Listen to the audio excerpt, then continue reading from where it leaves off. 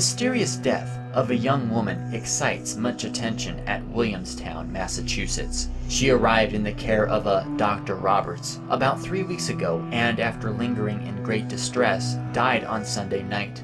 When she arrived at Williamstown, she looked out of the window and exclaimed, "My God, have they taken me to such a place as this to die?" She informed the driver that she came from Albany, that her parents lived out west, that a friend in Albany had got out there with this doctor whom she never saw before, and that if her poor mother only knew where she was, she would certainly come and see her. She remained at the house, scarcely seen by anyone save the doctor and his wife, who studiously concealed her name and parentage. An investigation of the case is now going on. A follow-up article came out within the same month, explaining the mystery. The woman was a Miss Cynthia B., no last name given, who was taken ill with what proved to be quick consumption and was sent either to be cured or for some other purpose. The sufferings of the poor girl, carried off to die in that desolate place, must have been intense and horrible. It's hard to say if the second article is implying that there was something more to this death. But if it was simply just a patient who couldn't be cured, then according to some of the things Miss Cynthia B. was quoted as saying in the first article, she seems to know her fate and wanted to die closer to home, surrounded by loved ones.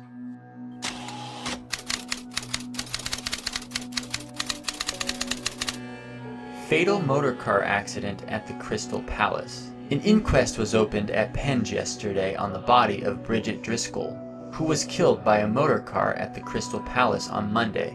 May Driscoll, a daughter of the deceased woman, stated that she and her mother were on the Dolphin Terrace when they saw the cars coming towards them. The last one was steering a zigzag course. The witness stepped on one side to avoid it, and a moment later it knocked down her mother. She did not hear the driver call out, but she saw her mother hold up her umbrella to warn him to stop. There were no notice boards up cautioning people to look out for the cars. There was plenty of room for the vehicle to have passed without touching her. The witness, in answer to the coroner, denied that she saw any notice posted up. Beware of the horseless carriages. Another witness who was called spoke to the erratic course steered by the car. Asked as to its speed, she replied, "It was going as fast as a bicycle." She too had not seen any notice boards posted up, nor did she hear any warning horn sounded. Another witness declared that the car was going as fast as a fire engine, in fact, as fast as a good horse can gallop. The driver did his best to pull up, but he sounded no warning. At this point, the inquiry was adjourned.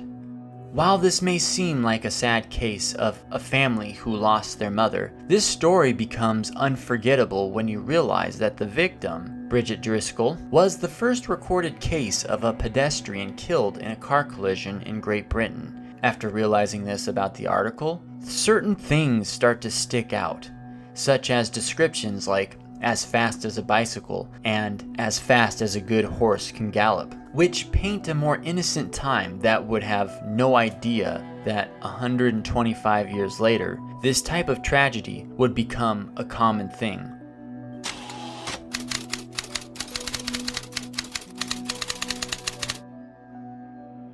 Beheading insects for science. Extraordinary recent experiments.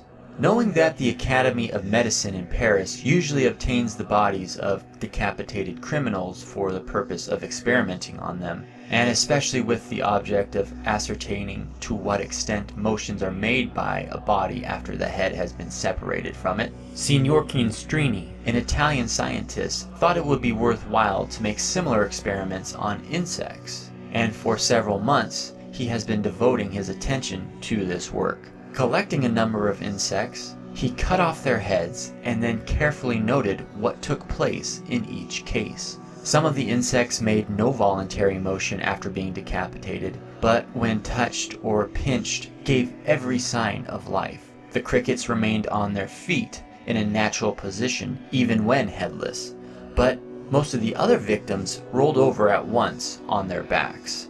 Lively insects, like bees and ants, remained almost completely motionless after they had been decapitated, and not until some time had elapsed did they seem to realize that they had lost their heads. The most surprising fact, however, is that Signor Canstrini saw butterflies fly 18 days and a few crickets jump 13 days after decapitation, and he even says that the insect, known as Mantis religiosa, moved quite freely 14 days after its head had been removed. The following table shows how long the various insects decapitated by him continued. As a rule, for a few crickets showed much greater vitality than is here indicated, to move their heads and their bodies after decapitation. Duration of movements.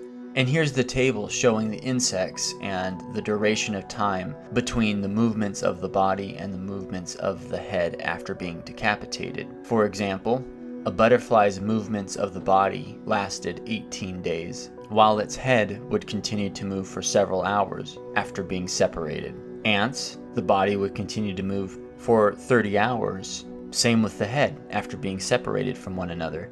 Wasps, 5 days for the body, and the head would show movements up to 24 hours. The headless body of bees could show movement for 40 hours, while the decapitated head showed movement for several hours. Flies, the body could show 36 hours, the head 6 hours of movement.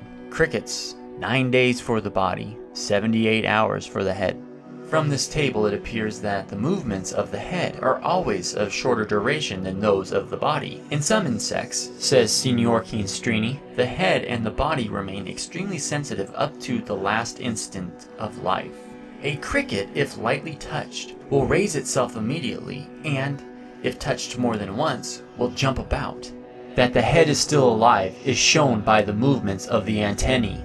A moist and congenial temperature tends to preserve the softness and vitality of the head and body, whereas a dry and warm temperature soon make them rigid, fragile, and insensible. This is most clearly seen in the case of crickets and grasshoppers, for if these insects are decapitated in cold weather and are then placed in moist ground, they will live much longer than they would if they had been decapitated in warm weather and had been placed in dry ground.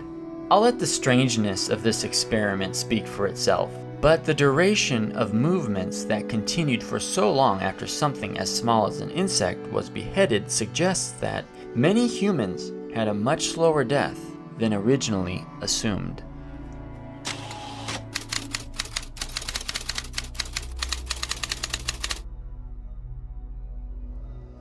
Seventh Vietnam Buddhist dies by fire. Buddhist sources predicted last night more monks will commit fire suicides during the presence in South Vietnam of a UN fact-finding mission looking into Buddhist charges of government persecution. One monk set himself ablaze in front of a Roman Catholic cathedral this morning to point up the Buddhist cause. The UN team, meanwhile, said it was breaking off a government-arranged itinerary and would decide on its own who to see in its investigation of the charges. The team was invited by President Ngo Dinh, a Roman Catholic. The team was interviewing pro-government Buddhists on the other side of Saigon this morning when a Buddhist monk hopped off a motorcycle in front of the cathedral, doused himself with gasoline, and set himself afire with a match. A group of about 100 Sunday pedestrians forming a semicircle near the flaming figure on a sidewalk shouted at police and shoved them away as they tried to halt the suicide, 7th since June. The Buddhist who committed suicide yesterday was identified by official sources as Ho Dan Van, a monk whose age was given variously as 35 and 45. No further identification was available. Many in the crowd prostrated themselves on the ground and prayed as the monk burned. The crowd became angry at police attempts to halt the suicide, which took but 3 minutes. As police moved in toward the flaming figure, the crowd let out a low moan.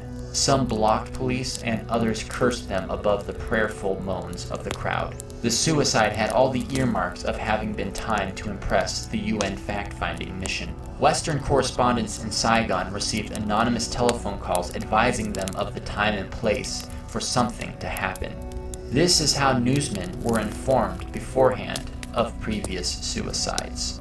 not to be confused with Dick Wan Duk, another monk who committed self-immolation and whose photographed death won World Press Photo of the Year. Throughout the years, there's actually been a long list of people who have committed suicide by setting themselves on fire for political reasons. But some of these extreme deaths, as shocking and attention-grabbing as they may be, are quickly forgotten about. While this video wouldn't challenge whether Hodan Van was a martyr for a good cause or not, it's sad to know nothing else is known about him. Sources couldn't even agree on an age. All we know of what he looked like is the image of him engulfed in flames.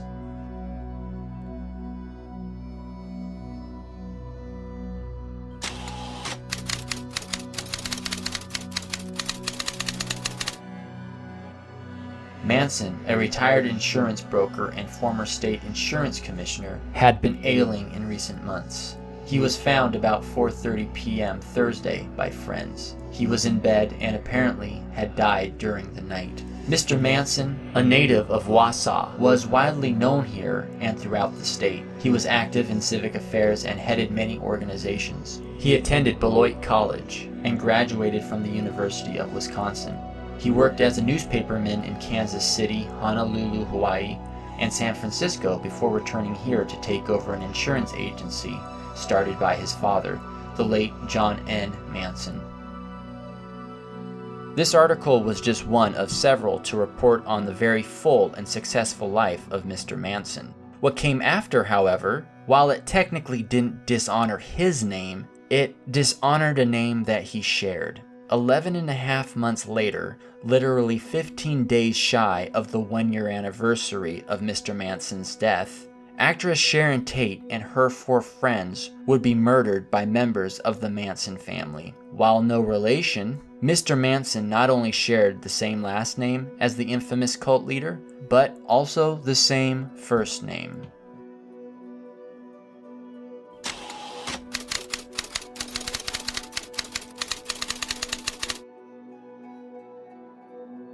Rewards pour in to find killer of Andy the Goose.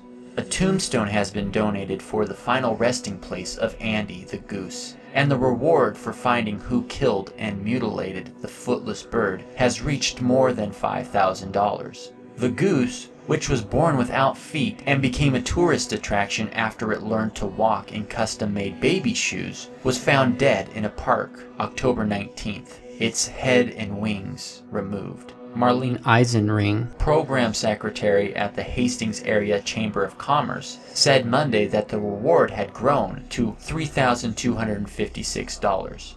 On Tuesday, radio personality Paul Harvey added his voice and $2,000 to the reward fund. He pledged the money during his national morning show. In an interview from Chicago afterward, Harvey called the attack on the bird grotesque cruelty.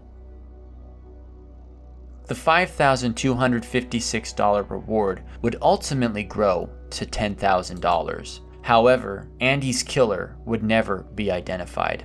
What this article didn't say was that the reason they knew the headless and wingless goose carcass belonged to Andy was because he was still wearing his shoes when they found him.